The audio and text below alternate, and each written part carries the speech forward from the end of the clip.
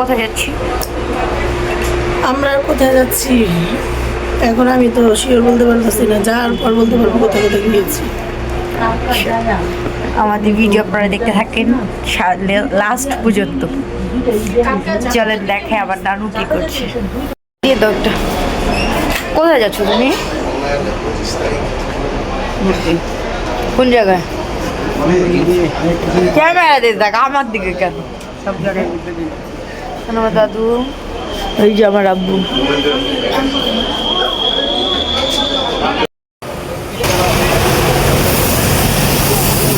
Guys এখন আমরা গাড়িতে উঠবো।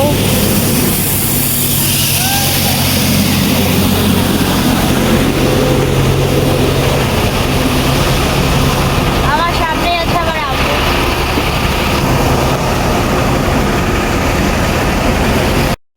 6, 7, 8, 9, 10, 11, 12, 13, 14, 15, 16, 17, 18 রওনা হয়েছি। আমরা দেখবো, চোখে দেখবো, এটা কোনোই নেই, কিন্তু আমরা আমালের মধ্যে থাকবো। আল্লাহ যাতে অসন্তুষ্ট না হয়ে যায়, রাগান্বিত হয়ে না যায়। অনেক গাড়িগুলো অ্যাক্সিডেন্ট হয়, আমরা জানি। হজের গাড়ি আপনারা পেপারে পড়েন, হজের গাড়ি অ্যাক্সিডেন্ট হয়েছে গত বছর। ইন্ডিয়ান গাড়িটা 50 জনের মধ্যে একজনও বাঁচেনি, বাচ্চা ছিল 10-15 জন। যেহেতু শয়তান আমাদের সাথে আসে, আমরা অনেক কষ্ট করে দূর দূরান্ত থেকে অনেক টাকা খরচ হয়েছে, অনেক কষ্ট হয়েছে, মাফ করতে যায় তোমার কোনো ক্ষতি না হয়। হে আল্লাহ, হে রহমানুর রহিম, হে পরওয়ারদিগার, তুমি আমাকে ক্ষমা করে দাও।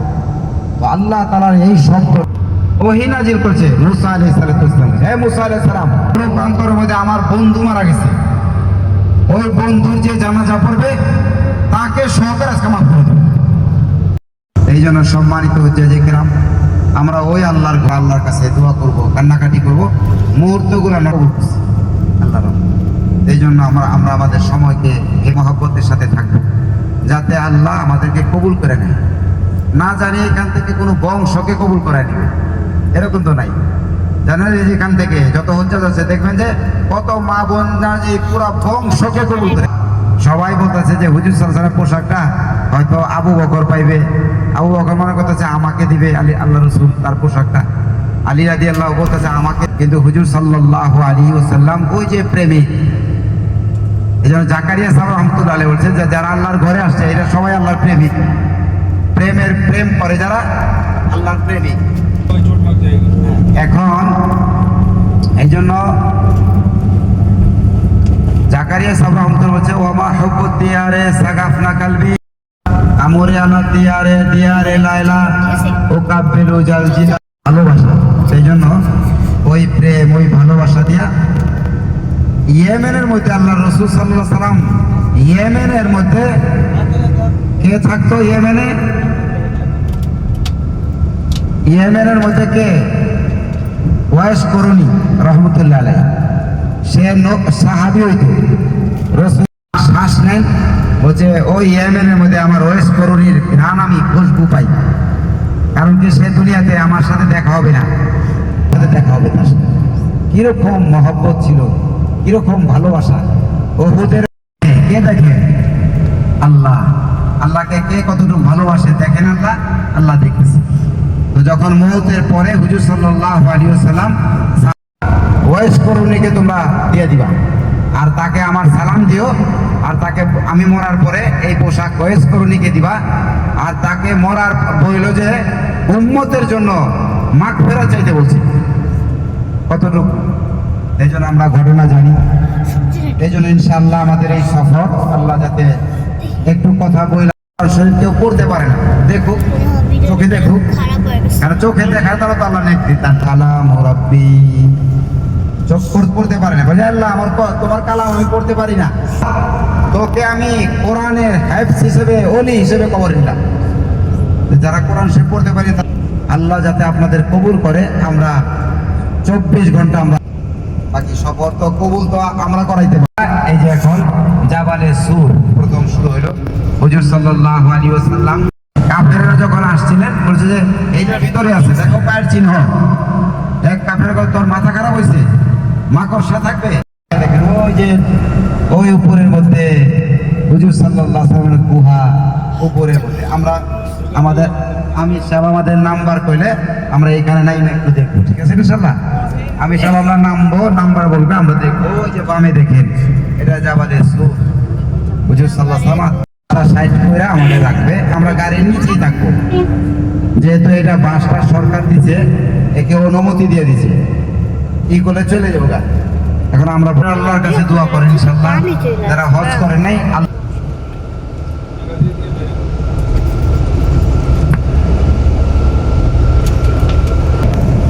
উঠতে তো বলে দেয় না।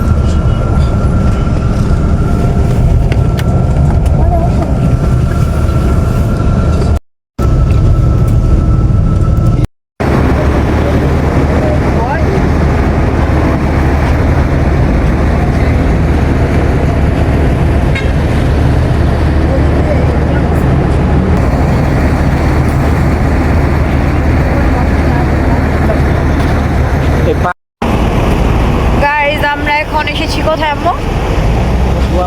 কোথায়? নবীজি এরকম না, পাহাড় আছে এই পাহাড়ে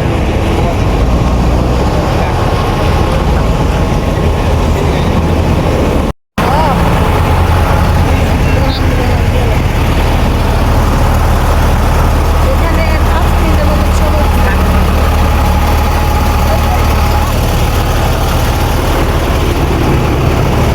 গাইজ এখন আমরা চলে যাচ্ছি গাড়িতে, 5 মিনিটের মতো সময় দিয়েছিল।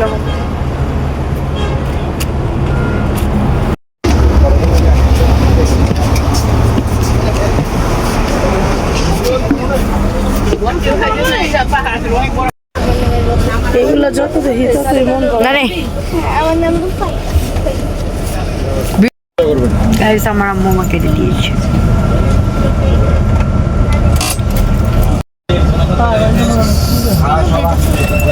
পাইতা আমি একটা মোবাইল নিয়েছি, দোনে আমার কাছে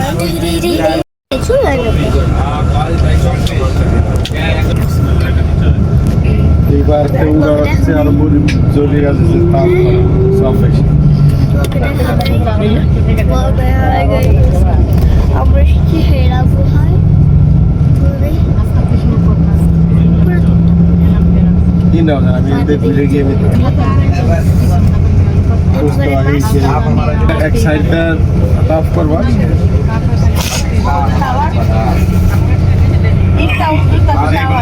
খালি ওই কোনা থেকে কোনো পর্যন্ত আইসে এই দুইটুকু জায়গা পাম্পা রাতে রেখে দিলে পরে শুধু আইলো না কিন্তু দুই টাকা পরে কাজ করুন এটা দিয়ে আপনি মন খারাপ করে দেখো ধরো। মন খারাপ করে দেখো ডাইনে বামে তাকায় থেকে দেখো। আমি বাবা মোবাইল দেখতেছিলাম না, যেমন বললি এরকম করে আসলে ভালো ভালো এটা সেটা দেখো একবার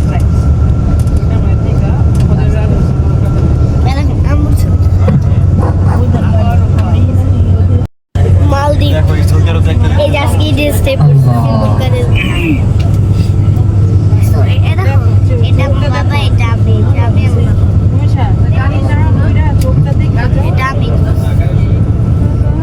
আমরা এখন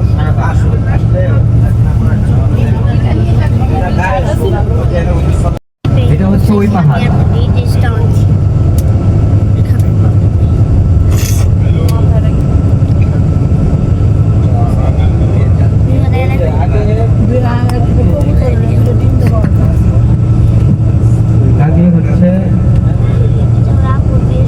এখন একটা কোরআনে পাক থেকে হাফেজ জুবায়ের মুখ থেকে, পবিত্র কালাম থেকে, এই আল্লাহ পাকের এই কুদরতের পাহাড় পর্বত, একটা কোরআনের নাবা থেকে একটা তেলাওয়াত শুনবো।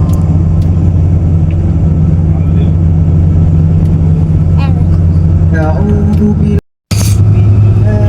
الرحمن الرحيم عما يتساءلون عن النبأ العظيم الذي هم فيه كلا سيعلمون ثم كلا سيعلمون ألم نجعل الأرض مهادا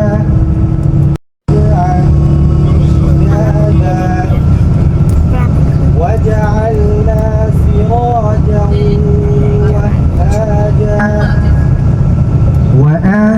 وأنزلنا من المعصرات ماء ثجاجا لنخرج به حبا ونباتا وجنات ألفافا إن يوم الفصل كان ميقاتا يوم ينفخ في الصور فتأتون أفواجا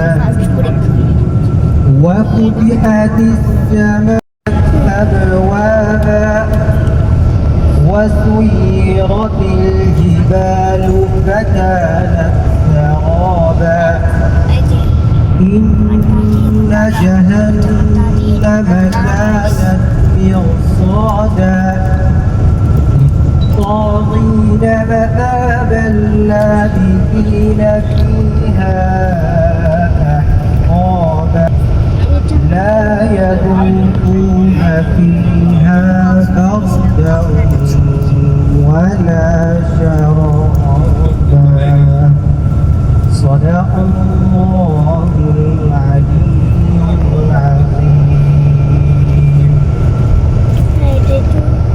الحمد لله আল্লাহ তাআলার কালাম আল্লাহ সারা দুনিয়ার মানুষকে মোহিত করে হুজুর সাল্লাল্লাহু আলাইহি ওয়াসাল্লাম কাফের মুশরিক হুজুর সাল্লাল্লাহু আলাইহি ওয়াসাল্লাম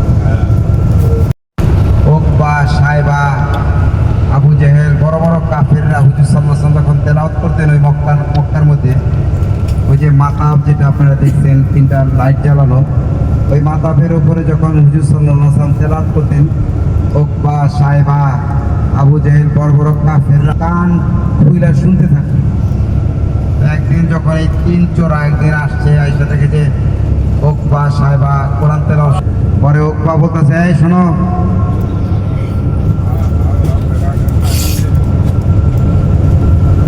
এই যে হাতের ডানে দেখা যায় হাতের ডানে আব্দুর রহমান সুদাই সাহেবের বাড়ি মক্কা মদিনার ইমাম সাহেবের বাড়ি মক্কা মদিনার সবচেয়ে বড় ইমাম আব্দুর রহমান সুদাই সাহেবের বাড়ি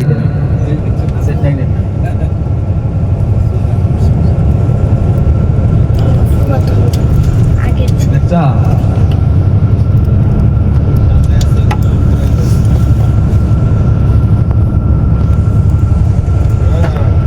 আলহামদুলিল্লাহ ওই দিন কাফের যখন হুজুর সাল্লাল্লাহু আলাইহি ওয়াসাল্লামের কোরআন শুনতেছিলেন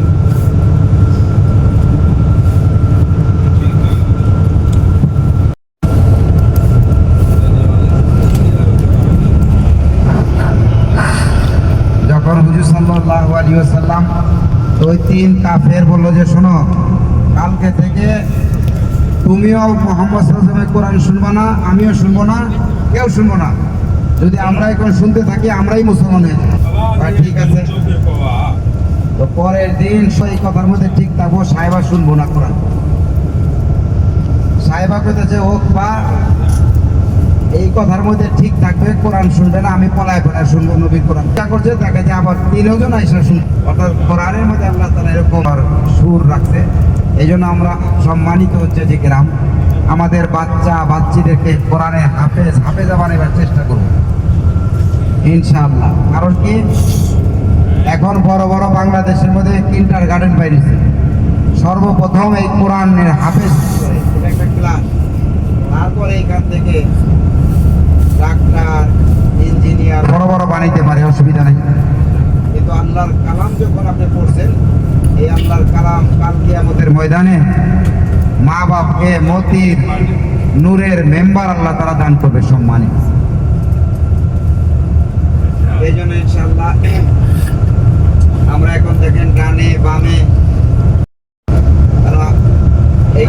মাটি নাই, আমাদের দেশে যেরকম মাটি, এখানে যে ডাইনে বামে সব পাথরের মধ্যে এগুলা টব আকৃতিতে লক্ষ লক্ষ টাকা খরচ হয় এই গাছগুলাকে রাখতে। আল্লাহ পাকের এই নিশানা, আল্লাহর কুদরত। আল্লাহ তাআলা বলছেন তোমরা ভ্রমণ, এই যে এখন এই যে আমরা সামনে ওই দেখেন এই যে আমরা হারামের সীমানা ছাড়লাম, এই যে ডাইনে দেখেন এটা আমরা মক্কার বাইরে এসে বসছি। আমাদের এখন হয়তো আরাফার দিকে, হ্যাঁ উম্মুল কুরা। সামনে এটা হচ্ছে উম্মুল কুরা ইউনিভার্সিটি। এই যে ইউনিভার্সিটির এরিয়াতে আমরা চলে আসছি। এই যে যত দেখতেছেন সব ক্যাম্পাসের এরিয়া এগুলো উম্মুল কুরা ইউনিভার্সিটি। এই জায়গায় আরবি ভাষা, সাহিত্য, কোরআন, হাদিস, হ্যাঁ, সায়েন্স, কমার্স সব কিছুই আছে এখানে। বিশ্বের সব দেশের ছাত্র এখানে আছে, বাংলাদেশের ছাত্রও আছে। হ্যাঁ, এরা আমাদের যেমন বাংলাদেশ থেকে যেমন অস্ট্রেলিয়া, নিউজিল্যান্ড, কানাডা পড়তে যায়, যেমন এই আরব কান্ট্রিগুলো এইসব উম্মুল ইউনিভার্সিটি, মদিনা ইউনিভার্সিটি, হ্যাঁ, ওইসব ভার্সিটিগুলোতে অনেক পড়াশোনা করে। এইসব পড়াশোনার মান অনেক ভালো, পিএইচডি করে, বড় বড় ডক্টর হয়। ডক্টর এই যে আব্দুর রহমান আসুদেক, মক্কার বড় বড় ইমামরা ওই জায়গা থেকে কি করে। এই যে হাতের ডাইরে দেখতে পাচ্ছেন ক্যাম্পাস, এই যে উম্মুল কুরা ইউনিভার্সিটি লেখা, দেখছেন?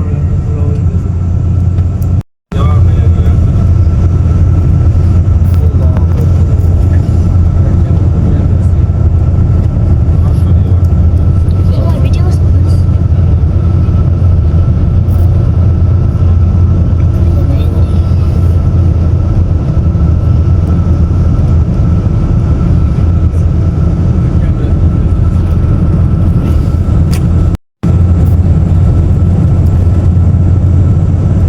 এই যে বামে হচ্ছে খেলার মাঠ।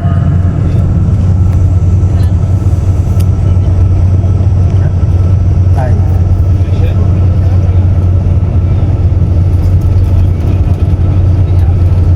এগুলো সব পাহাড় আসলো, পাহাড় কাইটা কেটা রাস্তা বানানো। এগুলো সব পাহাড়, পাহাড়ের উপরে রাস্তা, পাহাড়ের নিচে রাস্তা।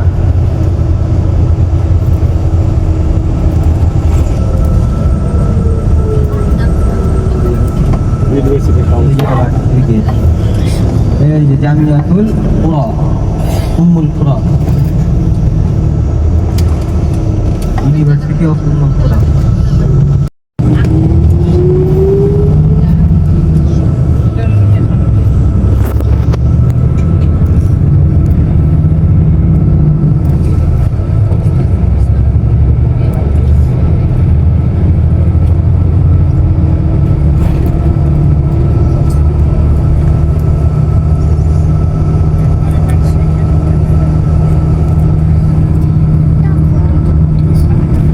একটু দেখি আপু, মোবাইলটা একটু সরে গেল।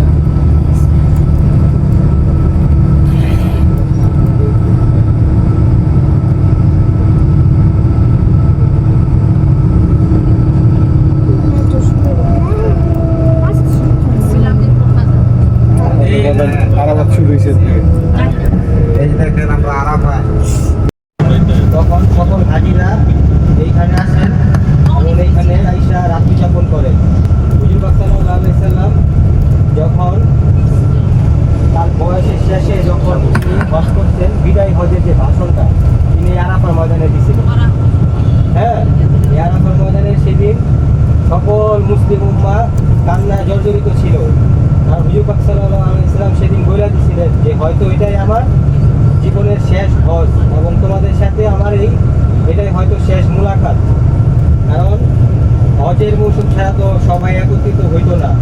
হ্যাঁ, মানে বিশ্বের সকল মুসলিমরা তো ওই জায়গায় আসছিল। তো ওইটাই ছিল হুজুর পাক সাল্লাল্লাহু আলাইহি সাল্লামের সাথে মুসলিম উম্মাহর সর্বশেষ একটা বৈঠক, মজলিস। এরপরে হুজুর পাক সাল্লাল্লাহু আলাইহি সাল্লামের মৃত্যুর আগে ওই রকম বড় আর কোনো মজলিস হয় নাই। তো ওই